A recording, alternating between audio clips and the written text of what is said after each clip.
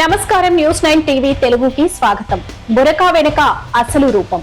జగిత్యాల జిల్లా కోరుట్లలో గత రాత్రి ఒక్కసారిగా కలకలం రేగింది. రద్దీగా ఉండే బస్టాండ్ లో అందరూ ప్రయాణికులే అనుకున్నారు. కానీ ఆ నల్లటి బురకా వెనుక ఒక ప్రమాదకరమైన కోణం దాగుందని ఎవరూ ఊహించలేదు.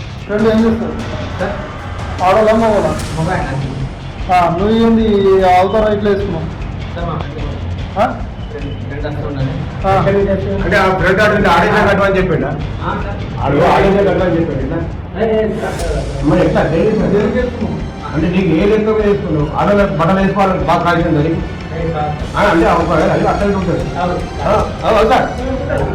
ఉంటుంది ఉంటుంది మరి అట్లా మాకు మరి అయినా కైకి బస్ వచ్చి మంచి మాటలు చెప్తున్నా బాగుంది కానీ ఫ్రెండ్ సలాం కడుతున్నాయి ఏ కైకే అంటే ఆడల పక్కన కూర్చోడానికి ఆడల పక్కన కూర్చోడానికి ఆడల పక్కన కూర్చోడానికి అక్కడ వస్తున్నాడు నువ్వు ఈ వేసేది కట్టమంటే లేదు కరెక్ట్గా కట్టేస్తున్నావు ఇంకేం కావాలి. ఎక్కడ మీరు బుర్కి ఎందుకు వేసినావు? ఏ ఫ్రెండ్? ఏం పేరు పేరు?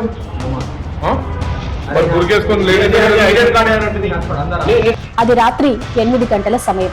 కోరుట్ల బస్టాండ్ ప్రయాణికులతో కిటకిటలాడుతుంది.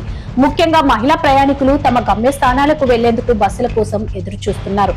సరిగ్గా అదే సమయంలో ఒక వ్యక్తి బురకా ధరించి మహిళల మధ్య వచ్చి కూర్చున్నాడు. నడకలో తేడా ఉన్న బురకాలు ఉండటంతో మొదట ఎవరూ గమనించలేదు. కానీ ఆ వ్యక్తి ఫోన్ తీసి మాట్లాడడం మొదలు పెట్టడంతో అసలు కథ అడ్డం తిరిగింది.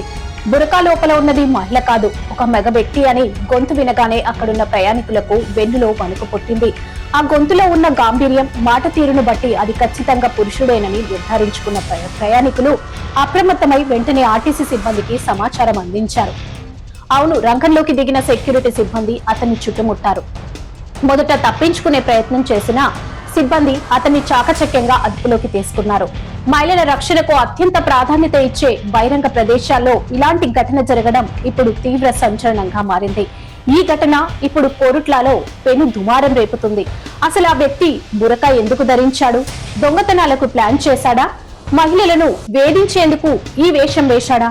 లేక ఏదైనా సంఘ విద్రోహ చర్యకు పాల్పడాలని చూస్తున్నాడా? నల్లటి ముసుగు వేసుకుని మహిళల మధ్య కూర్చోవడం వెనుక ఉన్న కుట్రేంటి?